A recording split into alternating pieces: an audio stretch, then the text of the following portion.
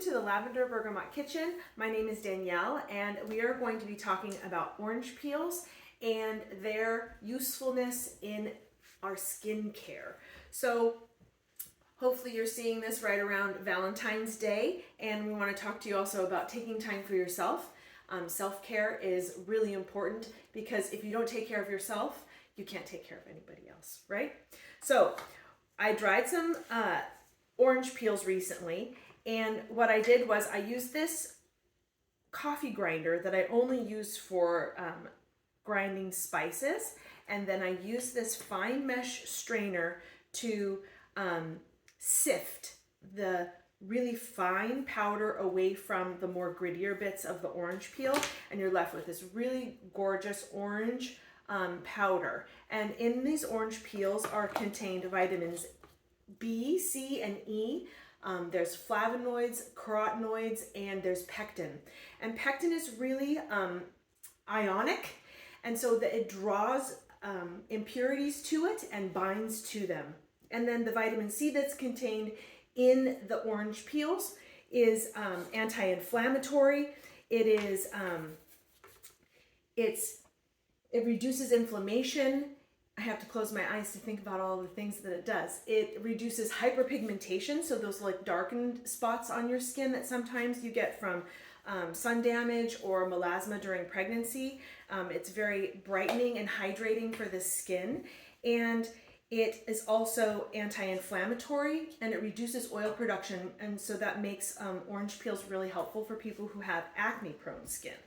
So I'm going to show you how to make 3 different masks. They all have different ingredients in them, but the one thing that they all have is orange peel. So this first mask we're going to make with honey, with raw honey, and a tablespoon of the powdered and sifted orange peel. It's very easy. You just add the orange peels into your honey. It also calls for a pinch of turmeric. And this mask, because of the honey, is antibacterial, and so it'll be very helpful for acne-prone skin, but it's also very humectant. So it will bring moisture to the skin. And these orange peels are going to brighten the skin and hydrate. And look at this color. I mean, come on. So you'll tie your hair back. This is not a mask that will dry on your face like a clay mask. So you put it on you maybe want to wrap a little towel over your clothes, because as the warmth of your skin heats up the mask, it might drip a little bit and you could get a little bit messy. But also this is completely edible. You could use it to exfoliate your lips, the dry skin off of your lips during this time of year where we're still feeling a little dry and dehydrated. So this is the orange, honey, and turmeric wash. So it's very easy to use. And the next mask is a rejuvenating yogurt mask. I have just some plain Icelandic yogurt.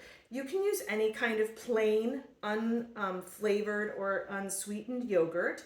It doesn't really matter. But a nice, like kind of a thicker consistency is better, because then it will stick to your face and not drip as much.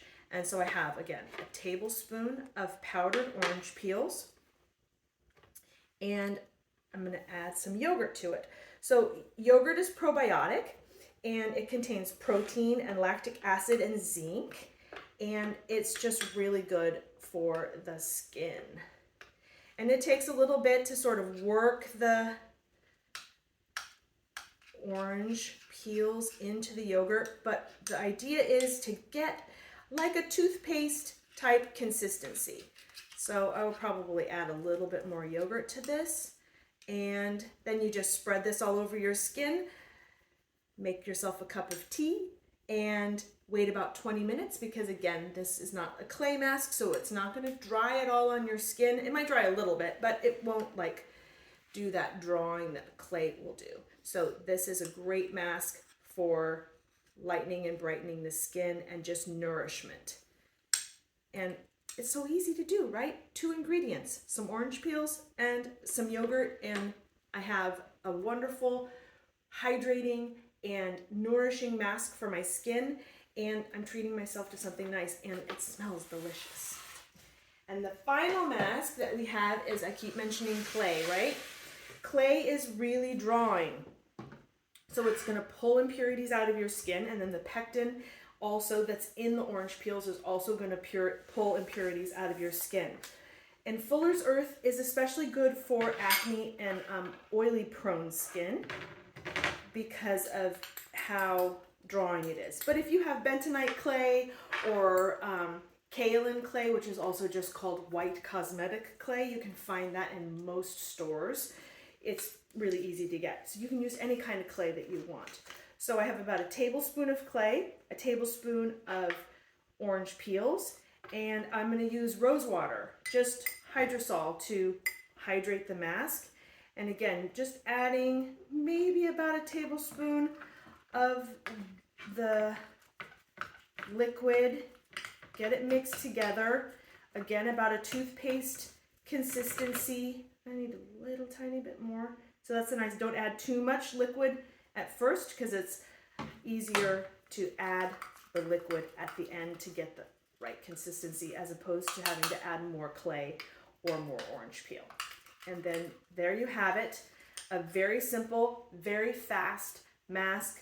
And this one will dry on your skin and you'll get that sort of cracked desert floor look on your face after the mask has done drying, but then you will remove that with a warm wash rag.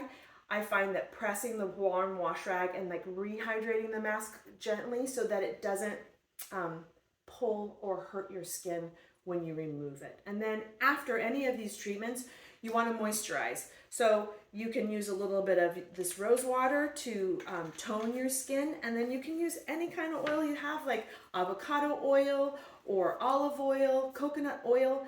You don't have to have a fancy moisturizer. You can use a plant oil to hydrate your skin afterwards, and then just keep sipping on that delicious cup of tea.